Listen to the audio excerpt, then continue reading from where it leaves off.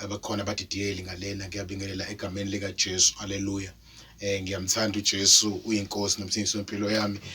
Ngiyakholwa ke namhlanje uNkulunkulu ungenzele umusa egameni lika Jesu. Nje ungalithatha iBhayibheli lakho nenotebook yakho usondele sizokhuluma indaba zombuso kaNkulunkulu egameni lika Jesu. Siyabonga kakhulu mfundisi wethu. Njengoba bese ngengathi kwendlala ukuthi sibuke izinto ke ezibalekile lesidlo sikaNkulunkulu isidlo esingcwele kakhulu. Mhlambe kubaleke ngani ukuthi ibandla lijwayele ukuba nawo lo mkhuba wokuhlangana lizodla isinkwa sikaNkulunkulu. Bazalwane sizokhuluma nje kafishane egameni lika Jesu. Isidlo senkosi inkonzo noma ingxenye yokukhonza uNkulunkulu, ingxenye yokudumisa uNkulunkulu ngomsebenzi asenzele wona ngoJesu. Lenkonzo le bazalwane siqala nje ku New Testament ngenxa yesikhathi.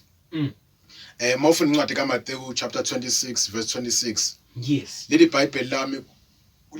lami kwathi behleli uJesu nabafundi bakhe. Yes. Leli Bible lami kwakuyisidlo sakusihlwa bedla nje bebedla uJesu nabafundi bakhe bedla. Yeah. Incwadi kaMateyu 26 verse 26. Leli Bible babedla nabafundi bakhe. Kuthe baqeda ukudla, leli Bible uJesu wathabatha isinkwa. Wathabatha isinkwa wabonga. Sho ukubonga lokho kusho to praise uNkulunkulu. Wathabatha isinkwa wabonga. Wasiyasihlephula wanikeza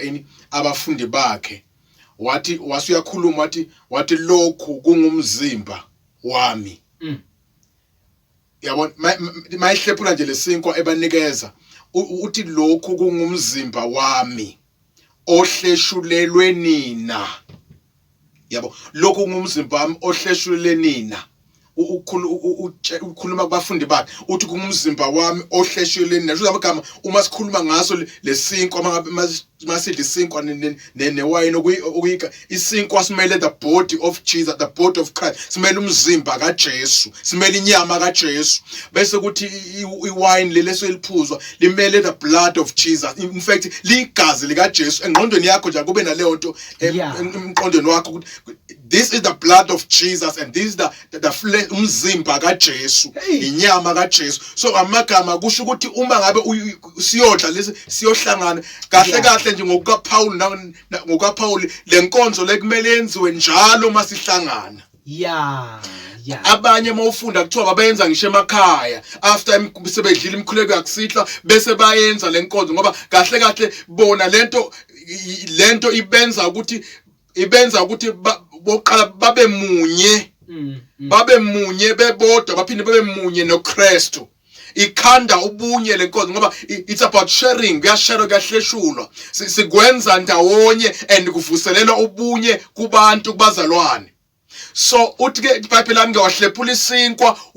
leli gama lokuhlephula kusho siyashare kule konzo. Isho ukushare siyashare. So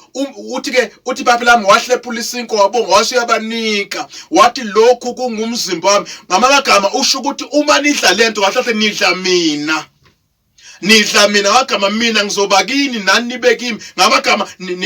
ngizophila kini ngesikhathi nidla lesinkwa nisho ukuthi Jesu uphila kithi sidla wena sidla inyama yakhe sidle mawufuna incwadi I think uJohn uthi odla John 6 uthi odla inyama yami aphuze negazi lami ngiyomvusa ngomhla wokuphela. Asenze isiko lenkonzo bazana noma asenze isiko lasesontweni but inkonzo le emisele ukuthi siyenze. Mawufuna incwadi yezenzo chapter 2 verse 42 lithi iBhayibheli baqinisela njalo baqinisela njalo ekuhlanganeni noma baqinisela njalo ekuhlanganeni nasekuhlephuleni isinkwa. Lesiko lekhulunywa bebedla bese bahlephula nesiko lesikhuluma ngaso namhlanje. iBhayibheli bahlanganyela baqinisela bahlanganyela, they were devoted, but iBhayibheli baqinisele ehlanganeni bebemunye beyenza lenkonzo ngoba ngamagama lenkonzo yesidlo iphathi yesifundiso sopostoli. Ngamagama kule nkonzo le bazalwane ubalulekile ukuthi abazalwane bazi ukuthi iyenziwa lenkonzo. Iyenziwa lenkonzo ayibizi bazana ayibizi ukuthi mhlambe uze ube nani ukuze uyenze ngisho emzini wakho uma ngabe niyakholwa nisidisiwe niyakholelwa ukuthi uJesu wafa wavuka niyayenza lenkonzo ngoba bazali lithi iBhayibheli lami ke uhlephula isinkwa uyabanika uthi lokhu kungumzimba wami amagama uthi uJesu odla inyama yami ngiyomvusa ngomhla kuphela which means uthi iBhayibheli lami uzathi qhubeka athi ongayidlanga inyama yami akanakho kuphila ngamagama lenyama kaJesu isila ukuthi sibe nako lokuphila kushuthi makabe siye noma mfuna ukuthi lento le abazalwane bayithase ngathi it's a game noma uhlelo oluthile oqhubeka enkonzweni kanti sisuke siphatheka noma sisuke sihlanganyela esidlweni sohlangana emzimbeni emzimbeni kaKristu so amagama sisuke singadli nje just ukuthi siyadla but sisuke sidla umzimba kaKristu lenyama yakhe ibe la kithi negazi lakhe libe la kithi lento yenzani ngamagama ngesikhathi baIsrael bayidla babe celebrate ukuthi uNkulunkulu has delivered us from isandla sikaFaro usikhulule eqini bukaFaro nathi siyayidla ngapha celebrate ukuthi usikhululile esonweni so masidla sisuke sithi uNkulunkulu siyabonga ngoJesu osikhululile esonweni sikhishiwe nathi esIsrael wakhishwa nathi sikhishiwe athi Paul nelethi phasi kanjani lihlatshiwe labasendulo labo inyama yabo bekuzilwane but thina inyama esidla manje usidla umzimba ohletshelwe thina umzimba kaJesu so mawubuka why kuthiwa uhleshwe thina uJesu phambaneni konke ezenzeka number 1 washaya emzimbeni kwaxetshula kwahleshula umzimba wakhe 2 kwachitheka igazi lakhe leyo nto leyo ichaza ukuthi ngesikhathi sidla lesidlo sike sidle umzimba wakhe sidla siphuza negazi lakhe kusenza ukuthi sibe munye kanye naye inamandla ngendlela ecacile siyabonga kodwa ke sifuna ukuthola ukuthi ke njengoba siyesibona ikhawane eziningana nasenkozweni kuye kube nemigomo enokubekwa nemigoqo enokubeka ukuthi akwazi ukuba inombani oba ingxenye yalenkonzo wonjani umuntu ovumelekile ukuphatheka noma ukuba involved kulolu hlobo oluthile lwalenkonzo ngoba akwazi ukuthi ngawo wonke kuyiqiniso akusona wonke ongenelayo akube ukuthi umuntu uzilungisile yena ngicela sibuke iverse yakoRinte Korinte bokuqala chapter 11 verse 23 Korinte bokuqala chapter 11 verse 23 chapter 11 verse 23 sibuka kafishane Korinte bokuqala chapter 11 verse 23 uthi 23 ngokuba mina ngakwamukela enkosini lokho engininika khona ukuthi inkosi uJesu ngalobusuku akhashelwa ngabo wathabatha isinkwa wabonga wasihlephula wathi lokhu ngumzimba wami ohleshwele nina lokhu kwenzeni ukuba ningikhumbule singakafika embuzweni wakho uchaza indaba uthi iBhayibheli lami uthi Paul la lokhu mina ngakwamukela enkosini lokho engininika khona ngaba amagama usho ukuthini ngalesikhathi uPaul eUsawuli ezingela ibandla khonto ezenzeka iBhayibheli lami ke wase unikwa nayo le party yenkonzo le eyisilo senkosi uthi iBhayibheli lami nami lokho enginika kona ngakwamukela enkosini ukuthi ngalolu suku lolu azokhashelwa ngalo wayizokhashela ngalo ithi iBhayibheli wathabana isingowani wabonga wanikeza abafundi bakhe uthi ke nami njengoba ngininika kusho ukuthi Paul la wayenzisa lenkonzo uthi noba ngininika nami ngininika lenkonzo le nami ngayamukela enkosini ngamagama usho ukuthi angikhulumi isambulo sami but ngikhuluma lento lengiyithole enkosini angiqhamuki nesambulo esisha singaziwa but ngiqhamuka nento nami ngiyamukele ngiyayikholwa lento inamandla ngoba nami ngiyithole kuphi enkosini uthi ke verse 24 uthi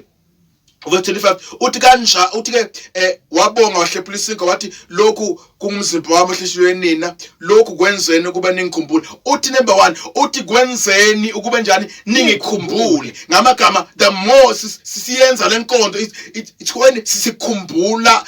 abantu sikhumbula uKristu noma sikhumbula uJesu simkhumbula ekutheni nje simkhumbula iBhayibheli lami simkhumbula uthi sikhumbula uJesu ngani ngokuthi wafa wavuka uthi baqhubeka uPaul uthi ke ngokuba manenza lenkonzo niyamemezela ukufa ukufa kwenkosi ize ibuye. Uthi manenza lenkonzo niyamemeza ngamagama uma ungayenzi lenkonzo wena umemezelwe ukufa kwaJesu. Futhi akumemezeli nokubuya kwakhe. Kusho nakala you are out of this minute, you are out awukho kule nkonzo namagama. Uthi maniyenza lenkonzo ni ukaya uthi ngwenzeni kube ningikhumbule ngamagama esikhathi niyenza niveni bese emcabangeni wakhe niveni imkhumbule niveni imkhumbule eshawe siphambanweni nimkhumbule edatshule emanxeba nimkhumbule igazi lakhe lehla uthi yenzeni ngoba niveni ngesikhathi niyenza niveni ihambe ngokomoya spiritual niveni bese Calvary ningibone mina ngishawe emzimbeni ningibone igazi lami lehla uthi yenzeni ukube ningikhumbule ngamagama ngesikhathi ningayenzi anibi nami emqondweni wami emoyeni wenu angibi bikho kini niyakhohlwa but yenzeni ukube ningikhumbule nami ngiyemezele emabandleni ukuthi yenzeni ukube nimkhumbule. Uthi ke uma nenza lenkonzo uthi ke niyamemezela niyaproclaima nimemezela ukufa kwenkosi niyakumemezela ukufa kwenkosi nimemezela ize ibuye ngamagama anekhawuli ngesikhathi niyenza kuthi amagama niyasuke niproclaima that dead niproclaim ukufa kwakhe aze abuye uJesu ngamagama futhi nobe nimile nje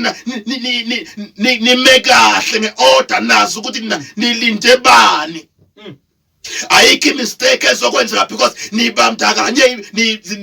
nihlanganyele kulesidlo senkosi ngamagama akuthi noma sisenze enkonjweni but sisifundise kahle bazalwane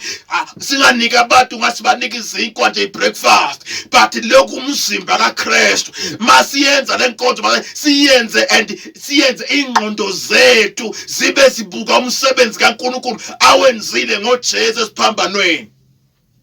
Idivision izoba khona vele emasontweni ngoba abanye babakhona bathotha abakazilungiseleli ngoba umzimba wenkosi lo abantu mabengcwele. Abantu mabengcwele ungaphoqi futhi abazantu bangene kulesidlo bengekho right ngoba ufuna uqhubeka kule ncwadi sifunda uthi uPaul uthi ngokuba bangayilungiseleli uthi bakhona abanye basidlile uthi kuyimanje babuthakathaka abanye bayagula baba nezifo ayibuze sifo ngasithola kanjani wadla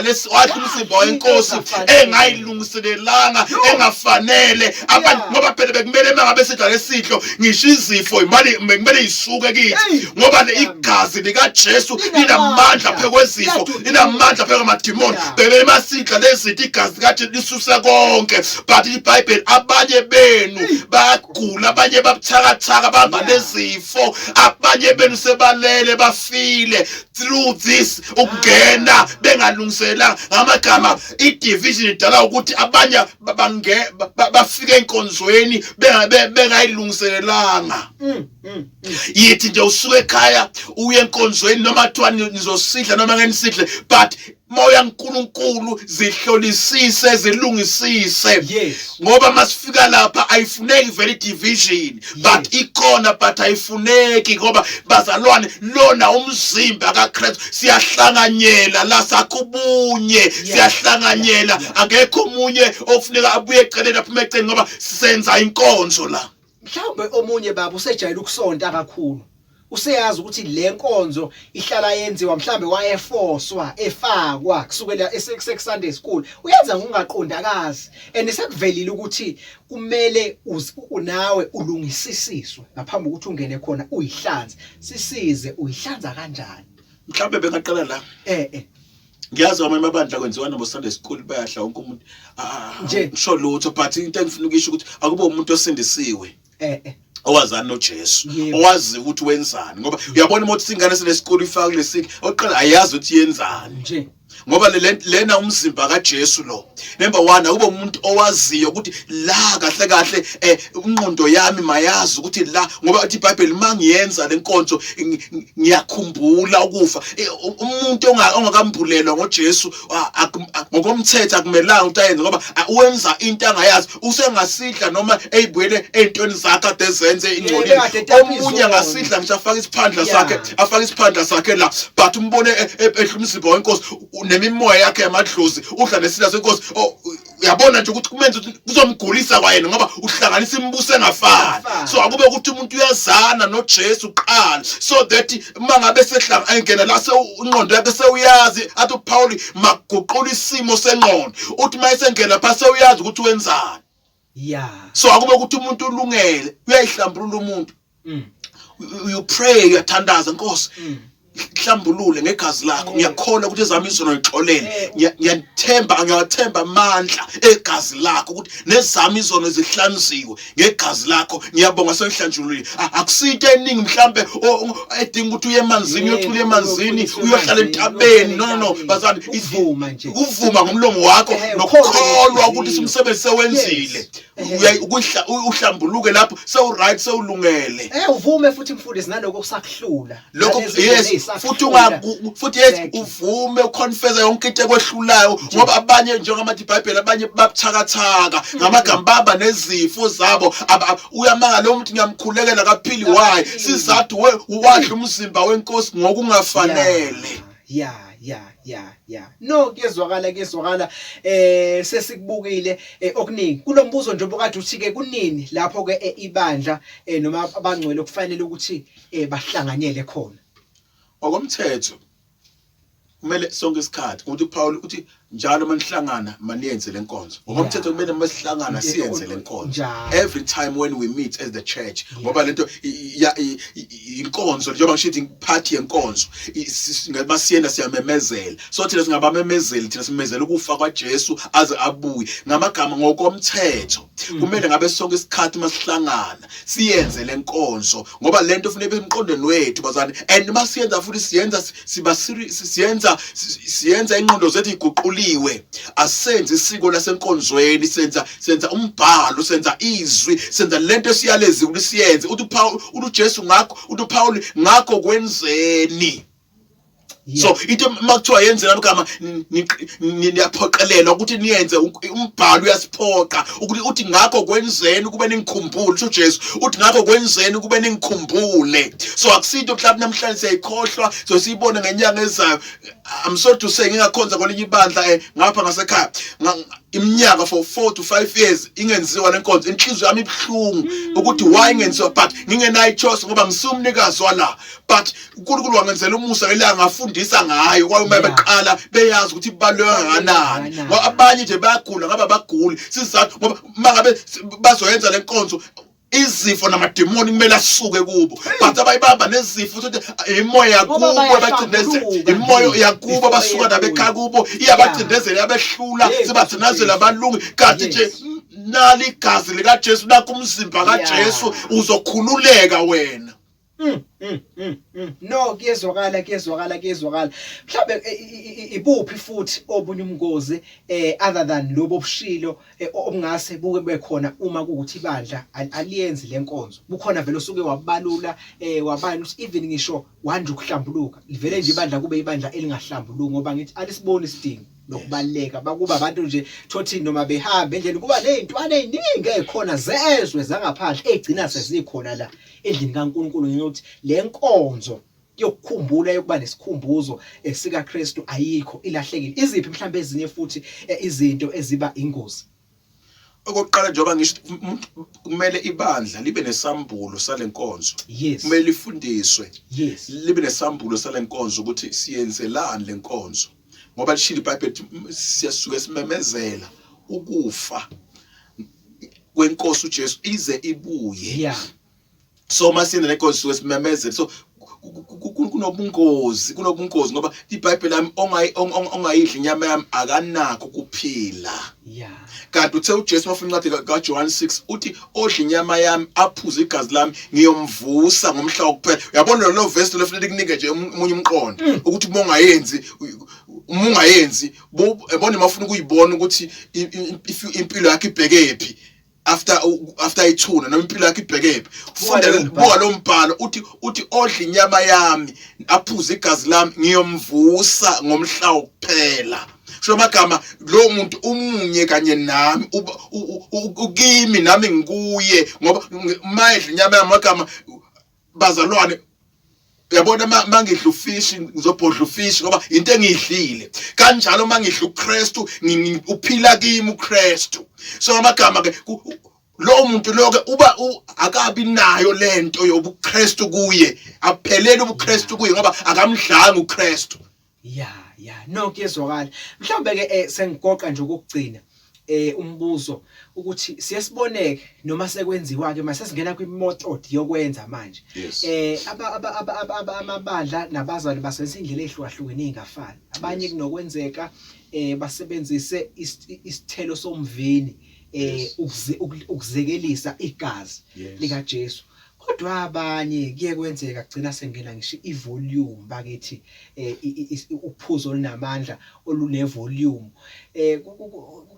kusuke sekule iyiphi indlela eright eproper efanele ukuze kungacreateki iconfusion nobani esefuna ukuza neHeineken athi hayi nayo ngizoyisebenzisa ibe imethod angithi kahle kahle la asisuke singaphuzi uphuzo oludakwayo lokhuzane lento isuka kusukela kumvini ma grapes kusho ukuthi it must be 100% nje yabona ingabi na alcohol ngibe kanjalo I represent igazi lika Jesu kunjalo ngoba igazi lika Jesu alingenatshwana yes so uma sesithatha ezinye iziphuzo akusesiyo lento ngoba lapho sesiphuzela enye into engasiyo le kunjalo uma sesiphuzela ukudakwa asenzi yona lenkonzo asenzi yona noma ingcola akasekho phakathi kwaleyo nkonzo asiphuzi kule nkonzo yes ngoba kufuneka abanye bathi noma impujuice nje baphuze but ngifuna ukuthi akube ukuthi siyayiqonda into esiyenzayo yebo but nje akube le 100% grapes yes le phuzwa emasontweni asiphuzeli futhi ukudaka uyasho Paul kwenye verse asiphuzeli ukudakwa so angingabi nomqondo ukuthi ngifuna ukudakwa ngifuna yabo asiphuzeli ukudakwa but inhloso ukuthi inhloso yethu sifuna sikhumbula ukufa ngamagama lokhu kuyigazi lika uthi manje uthi ke lokhu kungumzimba wami ohleshulwe nina and lokhu kuyigazi igazi lami lesivumelwano esisha ngoba ngesikhathi siphuza leligazi singena kule new covenant uJesu uthi umprofeti ngelanga eBhayibhelini Amos uthi bazohamba kanjani ababili bengekho bengavumelananga ngesikhathi ngiphuza igazi lika Jesu uthi leli gazi lami lesivumelwano esisha thina sikho kwi-old covenant aba-Israyeli abakwi-old covenant babesizwa igazi leyilwane ku-old covenant thina siku-new covenant so amagama ke uthi ke ngesikhathi nikwenza ke ngamagama uthi ngoba le gazi leli ligazi lesivumelwano ukuthi wena awukho esivumelwano esisha ngoba usesivumelwano esisha ngegazi lika Jesu so uma ngabe wena ungayiboni ibalulekile indaba yegazi lika Jesu noma okuyisidlo kusho ukuthi wena awungeni esivumelwaneni esisha siyabonga singayi spiritualize bazwana ngendlela ukuthi uthi hayi ngani nje ngathola igazi uthole kanjani but amagama ngesikhathi wenza lenkonzo le ngomagama uthi igazi lami lesivumelwano esisha ngesikhathi uliphuza ngamagama ungena esivumelwaneni esisha cela sibuke incwadi kaZakhariya 9 verse 11 ngafishane uZakhariya 9 verse 11 okay uverse 11 uthi nawe ngenxa yegazi lesivumelwano sakho ngikhiphile iziboshwa zakho emgodini ongekho ku amanzi ukhuluma noIsrael uthi nawe ngenxa yesivumelwano sakho noma ngenxa yegazi la ngelesivumelwano sakho ngikhiphile ngamagama uqonda ukuthi umprofeti la uthi abanye bazokhululeka ngale gazi uthi ngenxa yegazi lesivumelwano sakho ngikhiphile iboshwa zakho ngoba ngenzeka wena ukhululeke but umndeni wakho ungakhululeki wena ngenxa usindisiwe egazini kaJesu ukhululekile but umndeni wakho ucindezelekile abanye baphuze ekhaya kini abanye bazigebengu bethe lokho but uthi ngenxa yale gazi neziboshwa zakho nazo ziyakhululwa ngomgama nomndeni wakho naye uzokhulula ngenxa yegazi Hayi kezwakala siyabonga kakhulu isikhathi ezosigijima ngendlela eyisimanga sikhomba khona ukuthi nje kusele imizuzu eyisithupha phambi kokuthi kubumbane ihora lesithathu ake ngithathe nansi umqhafazo ngokukhulu ukuphuthuma bese ke siyagoqa nawe ngomuntu ke hello cingo kanye nomfoka Mgazi sihleli nani namhlanje ngiyasazi isithakazelo sakatshela uMgazi uthi ke izwe enginalo Isaiah 46 uverse 4 uthi nje liyangibusisa uthi ke ngiyazalwa namhlanje ngiyabonga unobuhle siyabonga kakhulu sisinobuhle nangomuntu ke sawubona Bhuti Macingwane ngaze ngabusiseka siyabonga umunye ukuthi happy birthday ku Abusekho Ubunzima njalo siyafunda kakhulu mama ke uFlow Zulu emakhishini siyabonga ndaba ezitha naba abanye abasendele SMS abakhona mhlaba abanye nje bananemibuzo abangaba nayo umuthi ke amen sibonga ukugcinwa esandleni somusa ngihleli nani ngasemabhodini uSandiso Zulu umuthi ke ngihleli nawe cingo ukuthi nje ngihlusha ifoni sibonga imvuselelo engaka kungulwesini uthi yu ingumlilo lento impela ivalelwe ngaphakathi kithi uthi Abusekho ngompela have a God blessed month AUR may God give you his mighty glory strength to keep going till Jesus come back for his bride. September is the month I gave my life to Christ. Let's grow together in the Lord, may his will be done. Amen. From Nkosazana yamaZulu the Zillionaire. Siyabonga kakhulu Nkosazana uNkulunkulu akubusise. Ngicela nje ukuthatha ke leli thuba enginikeze umfundisi ngoba yikho imibuzo esinayo amazwi nje okugoqa mayelana ke nesihloko esinaso seselwe imizuzu emihlanu ukuthi ke sigoqa. Bazalwane akukho okuningi siyabonga ukuthi nilalele umsakazo inhlelo zonke nilalelayo niqhubeke nisupporte ngayo yonke indlela nangemthandazo nangayo yonke indlela nisupporta ngayo niqhubeke futhi nikhulekele nezinceke zikaNkulunkulu ukube yishumele izwi ngeqiniso nangesibindi yes bangaliphambanisi futhi ngenxa isikhathi samanje so nibakhulekele uNkulunkulu abanika isambulo sonke isikhathi mabeshumayela nezikinga ababhekana nazo ngoba bangabantu nabo bazalwane siyabanethe nabimvula so bangathi mayibanethe imvula bese niyababuka sengathi bangabanye abantu nabo bangabantu njengani nabo baphathisiwe nje kodwa basemzimbeni njengani so nibakhulekele bazalwane uPaul nami ningikhulekele yabo so nibakhulekele kabazalwane isikhulekele egameni kaJesu uNkulunkulu esishumayela ivangeli ngesibindi abantu basindizwe so siyabonga kakhulu bazalwane ngesihloko egameni kaJesu kulo asinikeze sona egameni kaJesu ukukhuluma ngomzimba kaJesu nangegazi lakhe bazalwane siyenze lenkonzo bazalwane egameni kaJesu ngiyanxusa siyenze futhi sibe nesambulo sawo bazalwane egameni so singayiko phuza ijuice so singayi mhlawumbe kodla isinko ngoba silambile egameni kaJesu but umzimba kaJesu siba nesambulo umoya ingcwele akanika isambulo salenkonzo bazalwane egameni kaJesu ngiyakholwa ke ngisindisiwe uNkulunkulu wami uyanithanda futhi uNkulunkulu wami uzongigcina Baba siyabonga egameni kaJesu nabantwana bakhe ekhaya egameni kaJesu abanye moya ingcwele bayagula abanye izinto zabo ayihlangani abanye babanjiwe imimoya ngegama lika Jesu elinamandla uNkulunkulu ongcwele uJehova igama lakho akekho njengangidlula isandla phezulu kwabo bonke baba ongcwele naligazi esivumelwano kuyigazi lika Jesu elisusa zonke izono neliqabula zonke izibopho zeminyaka elikhulula abantu ngegama lika Jesu manje bayakhululwa ngalo moya ingcwele uthezweni lakho baba lokhu ngumzimba wakho ngegama lika Jesu elinamandla usho njalo uPetro ngelanga uthi siphilisiwe nathi uthi siphilisile uNkulunkulu ungemivimbo yakhe siphilisiwe ngegama lika Jesu lemivimbo ashawa yona emzimbeni lenyama yakhe yaxetshula thina ukube siphile moya ingcwele baphila ngegama lika Jesu baphile ifweni zonke amadimoni ayathuthumela ayabaleka abashiya ngoba linamandla ligazi lika Jesu moya ingcwele siyalikhuluma pheke impilo zabo bonke ngegama lika Jesu baphumelela egameni kaJesu nikudima moya ingcwele egameni kaJesu amen. Siyabonga kakhulu uNkulunkulu akathela umusa njalo kubona bonke abalaleli ababekhona benathi bengakhathali Nkosi yami ukuhlala basihlalele kwisigayigayi lesi sinamandla somsakazo iAbusekho Ubunzima. Siyabonga kakhulu nakwisihambe sethu bekade ke sinaso namhlanje ubaba umfundisi wethu ujele uNkulunkulu nje asibusiselena kakhulu siyabonga njengamanje ke esesifike kuona amaphethelo ohlelo lwethu namhlanje ningakhohlwa ke ntambama nomfoka Gumbe nsobeke nikhona kwi-afternoon drive through nihleli ke nimbusiseka ngeindlela zonke siyabonga kakhulu sithi ke inkosi yomusa ayuthele njalo lo musa niqhubeke nje nihlale kwesigayigayi esinamandla Abusekho.